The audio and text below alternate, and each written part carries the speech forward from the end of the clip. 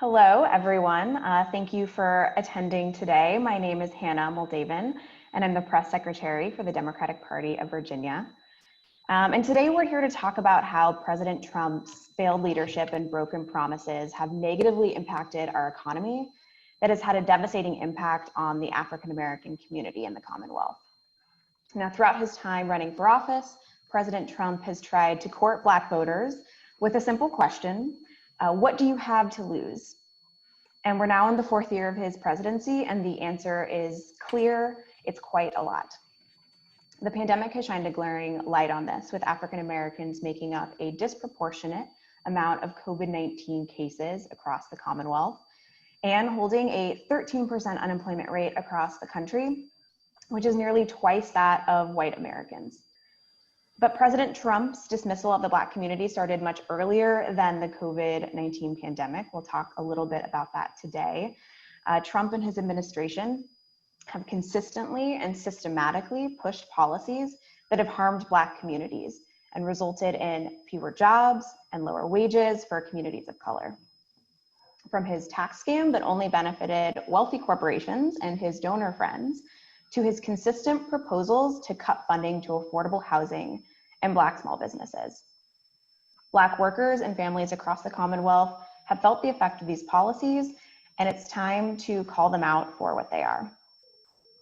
So today we have a really fantastic group of people to break down how this administration has been handling economic issues and has affected African-American communities across Virginia.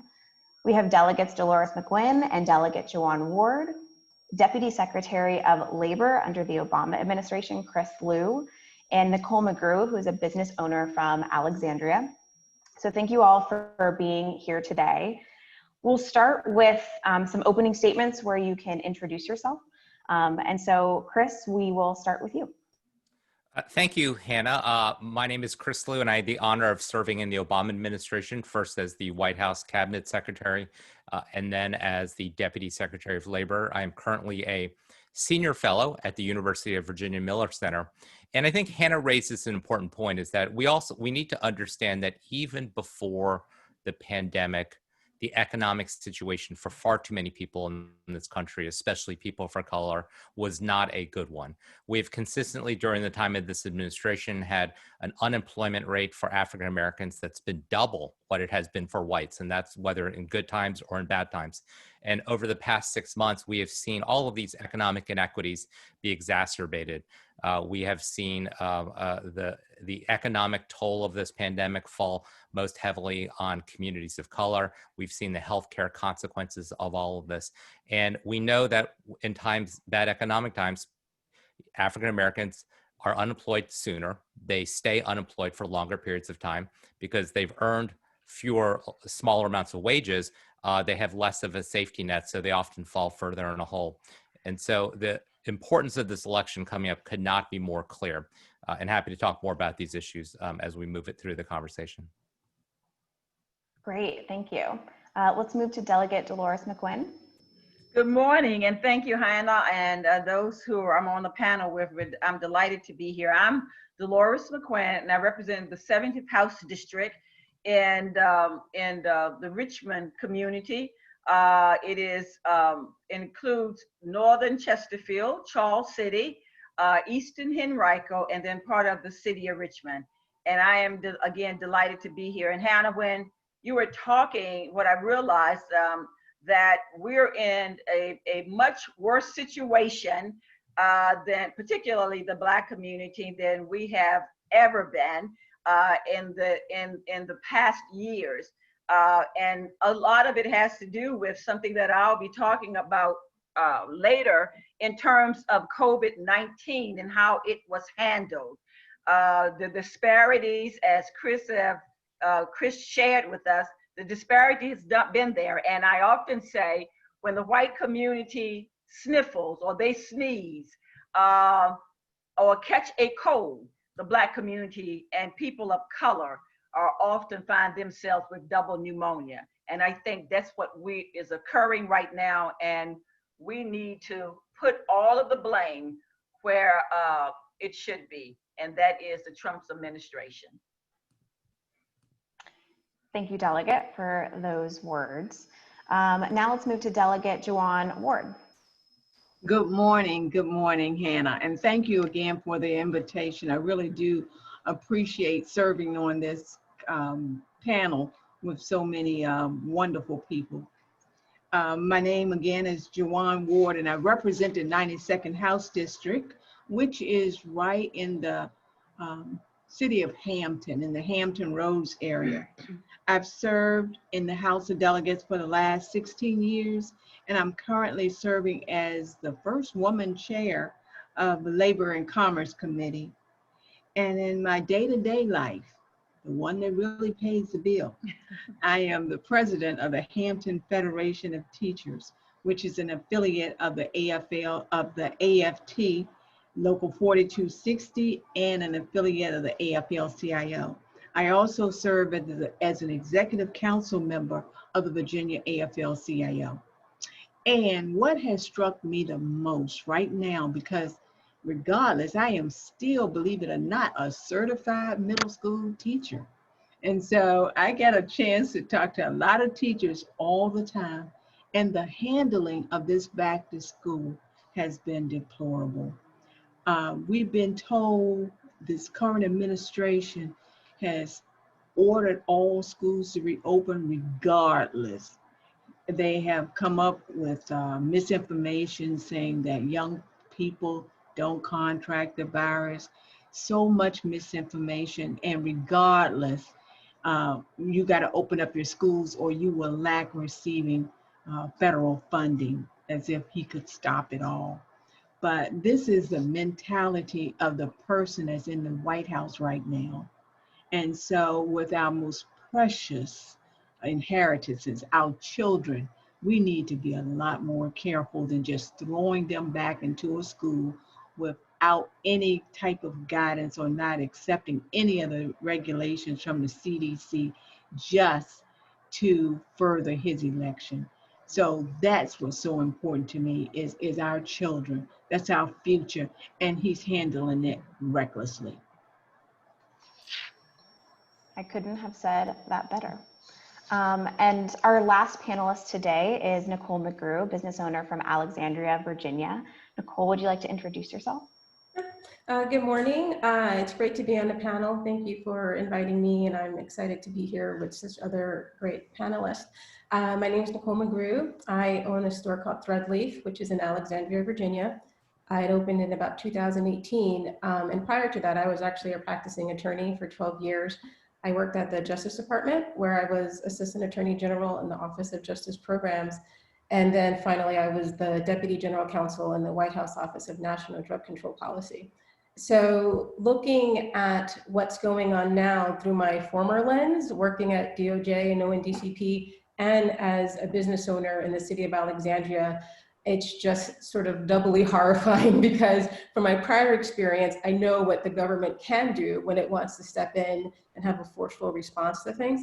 And then as a business owner and talking with my fellow business owners in Alexandria, just seeing how much loss and concern and worry is going on.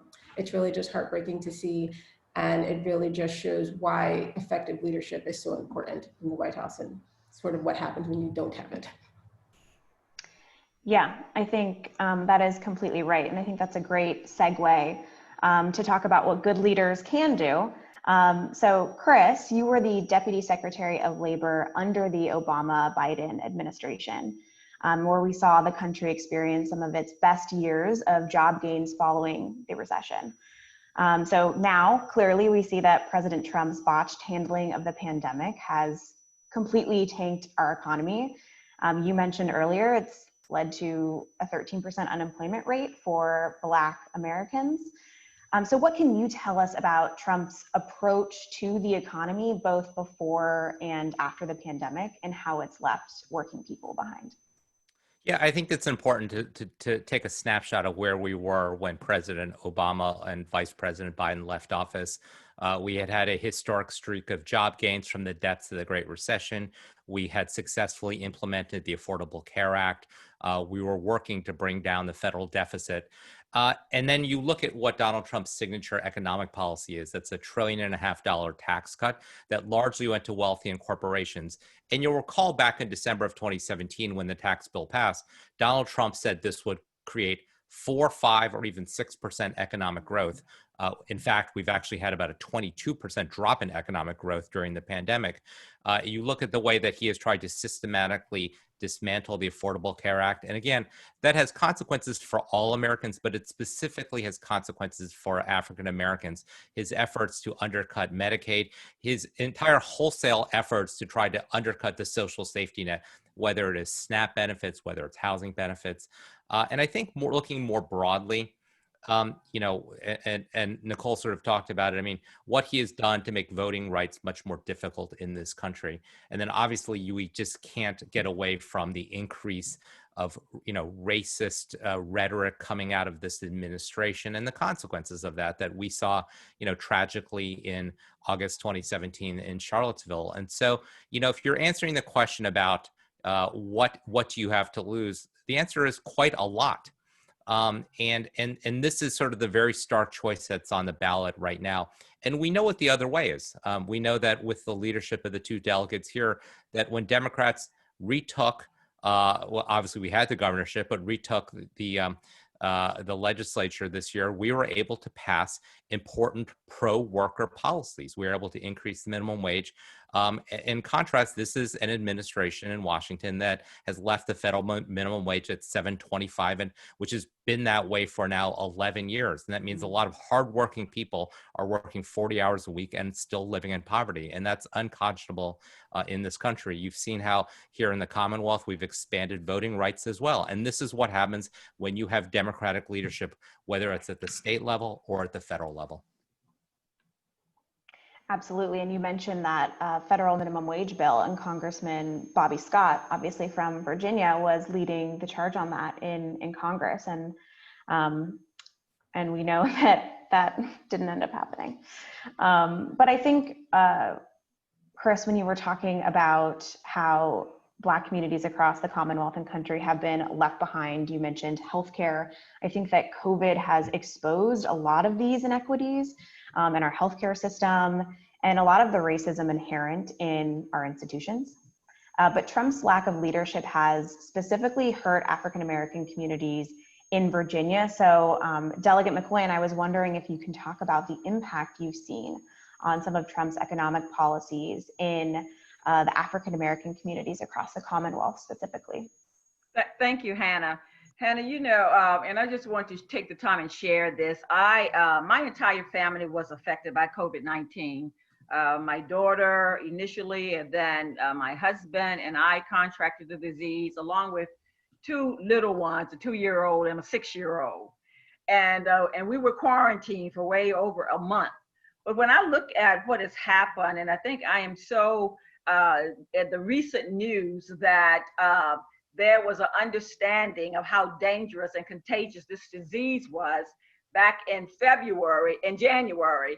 And it was late to convey that to the American people. I think I couldn't be more agitated and looking at the elective leadership in the White House to really inform the American people for fear of, as was said, that they may panic.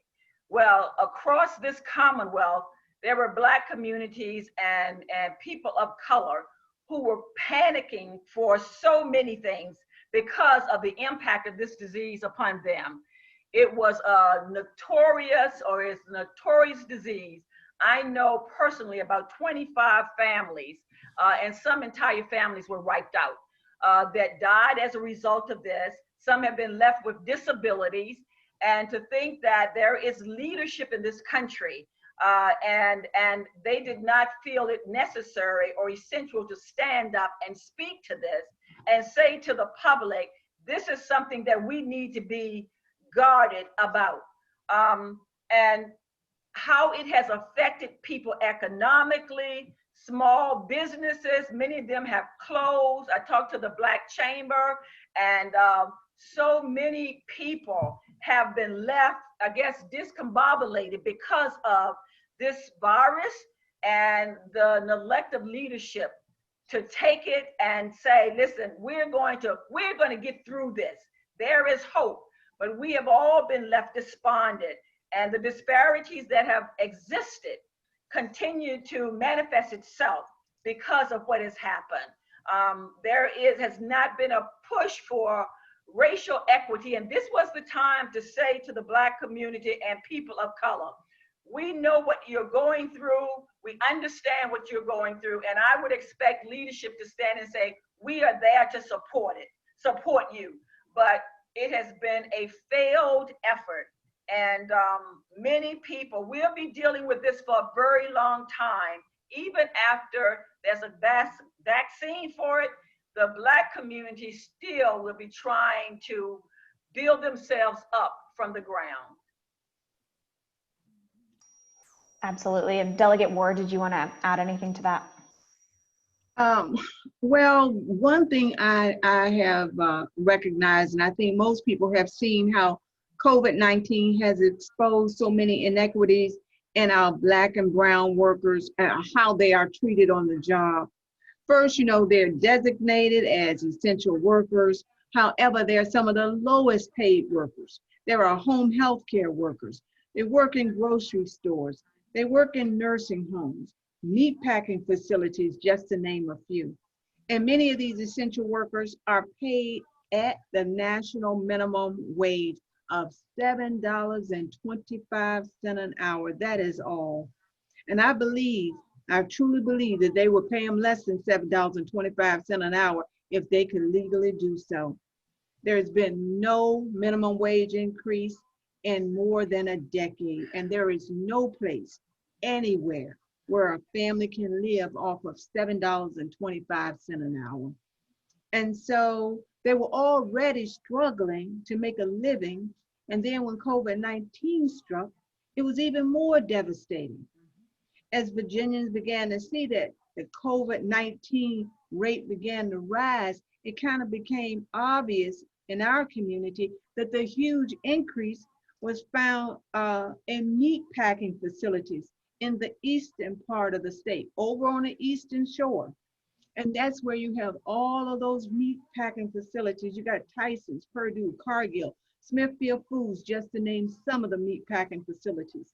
And many of those workers in those facilities are Black and brown workers. And they are afraid to speak up for fear they're going to lose their jobs. Even as the number of exposures kept increasing, they remained on the job because they had no sick leave pay.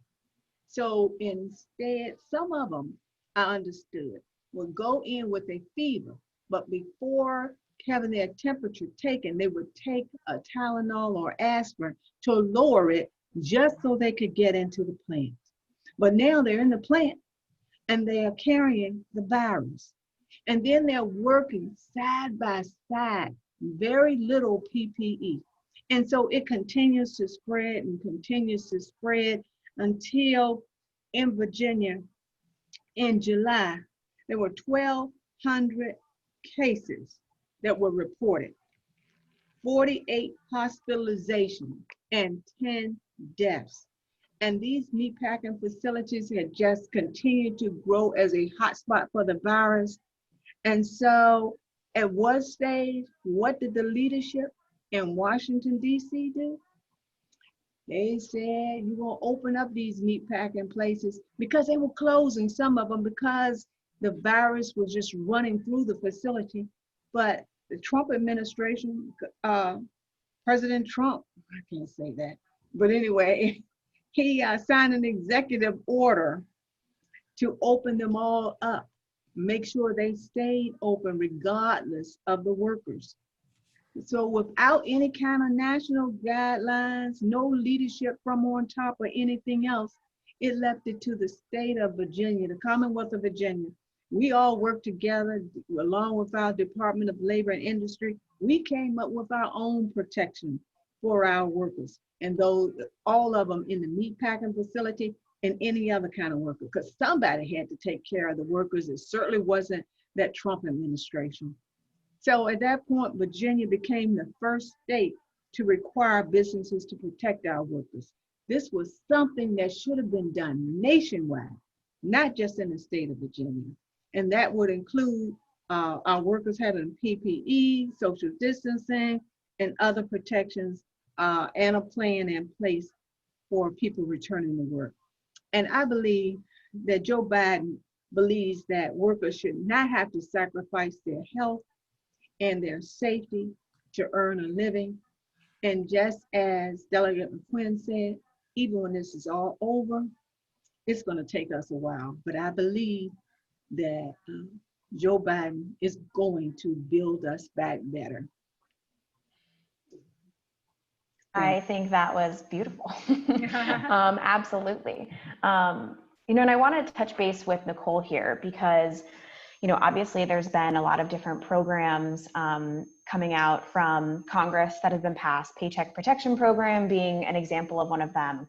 But we've seen a lot of disparity on how that money has been doled out to businesses across the country and across the Commonwealth. But you're a business owner. Can you talk a little bit about how your experience has been during this process? Sure. Like so many other businesses, it's been negatively affected.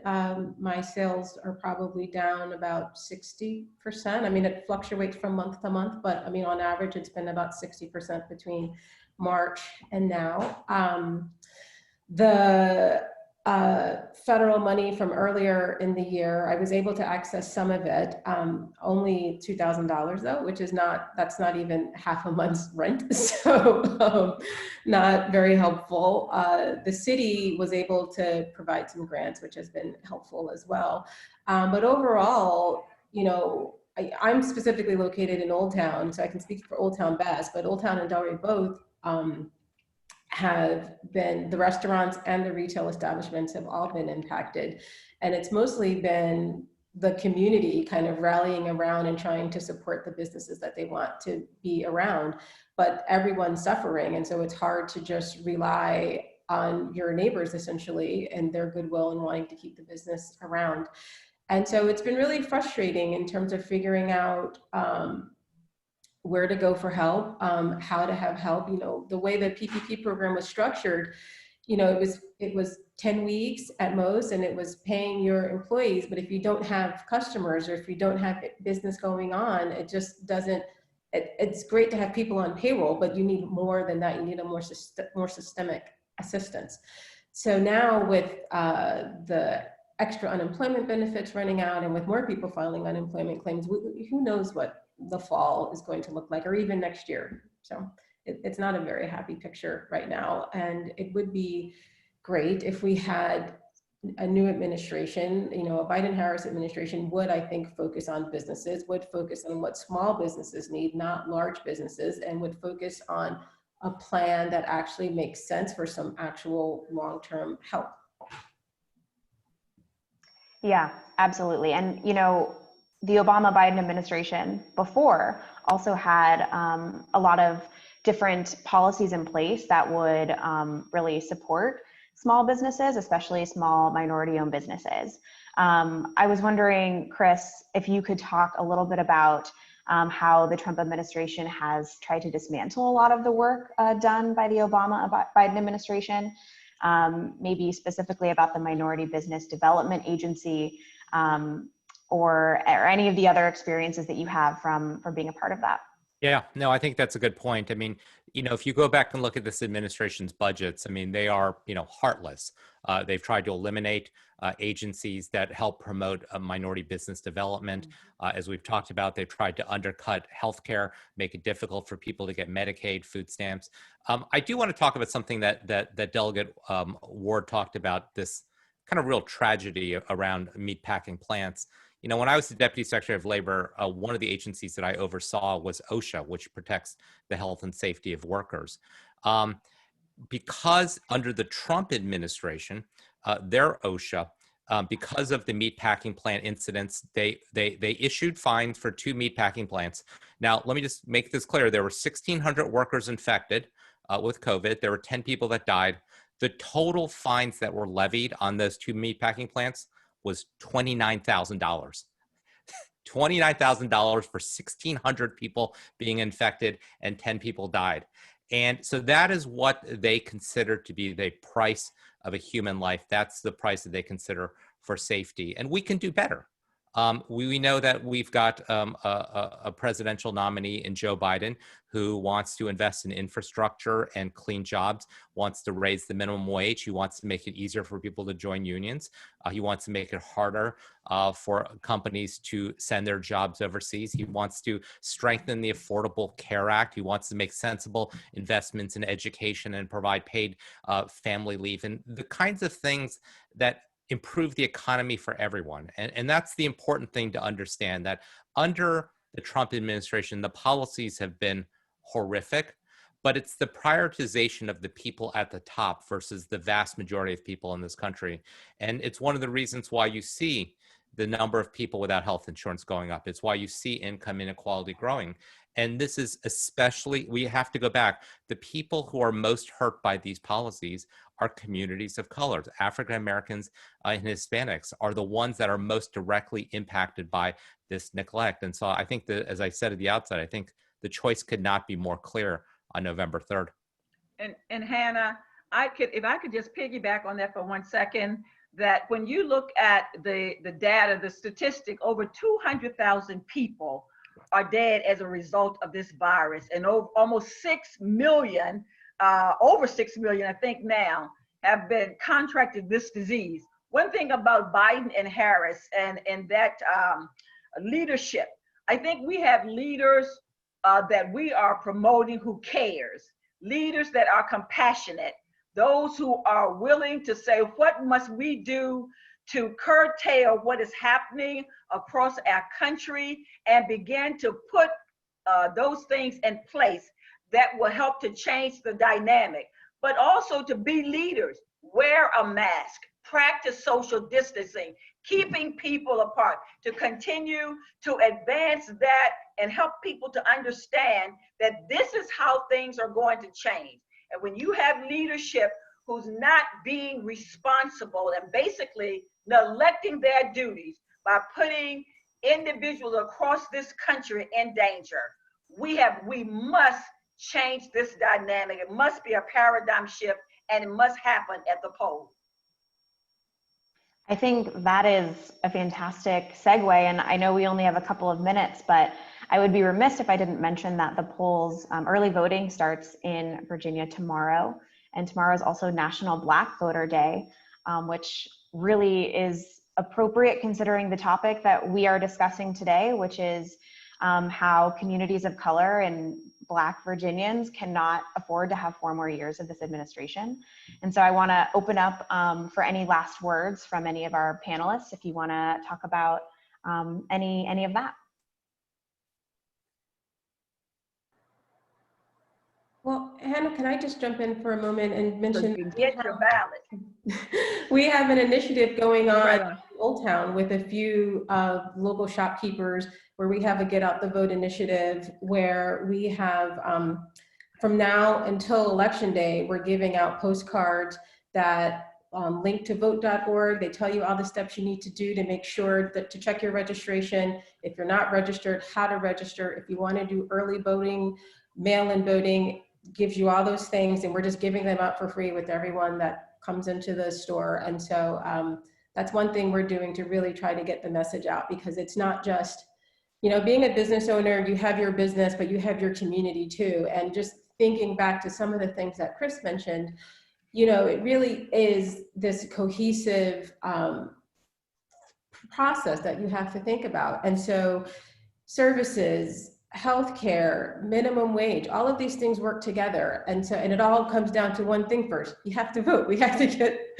people in office that are willing to do the work and support the people who need help, and make this really, truly a society that works for everyone. My 2 cents. Can I just add, I mean, there really is in the Commonwealth of Virginia no excuse not to vote. Right. I mean, because of the wonderful delegates here, we have expanded early voting, so it's 45 days in advance. It starts Friday. You can go any day of the week from now until like the weekend before Election Day and vote early. You can vote by mail. You can vote the traditional way on Election Day. So we make it as easy as possible. I would also say to people who are listening in, not only make a plan for yourself to vote, make a plan for other members in your family to vote. And I know, especially during this odd time that we're in where we're all inside, and those people who have college-age kids, make sure they have a plan to vote. Because, you know, in the old days, they'd be on campuses, they'd be voting. A lot of people are now at home, a lot of people in other places. No one's really quite sure. And so not only make sure you have a plan, but make sure everyone in your family has a plan to vote too. Absolutely. And your community have a plan. Yes. As a matter of fact, in our area, we are going back old school, and you may have heard the term of all souls to the polls. So a lot of organizations have started getting vans together, not just to take them on election day, but regular times when you can take your ballot in, or that you could go into the registrar's office and vote. All of it is social distancing, but they are coming up, and it's still going to be called All Souls to the Polls. Doesn't have to be on Sunday, but we are determined to get that vote out. No excuses why you can't get there. And we have one church, Hannah, that, and I know it's probably 1101, but we have a church in the Richmond area where Reverend Robert Winfrey, he is sponsoring a bus to take people to vote actually on tomorrow. So there's a lot of work being done to make it happen. That's fantastic. That's fantastic. Even in the time of social distancing, we are still prioritizing what's the most important thing, which is voting in our democracy. So thank you, all of you, for joining us today. I think we discussed some really important topics and how we need new leadership in the White House. It is paramount for all of us, and especially Black communities across the Commonwealth. So thank you all for joining today. Thank you. And thanks everyone for listening. Thank you. Thank you. Bye.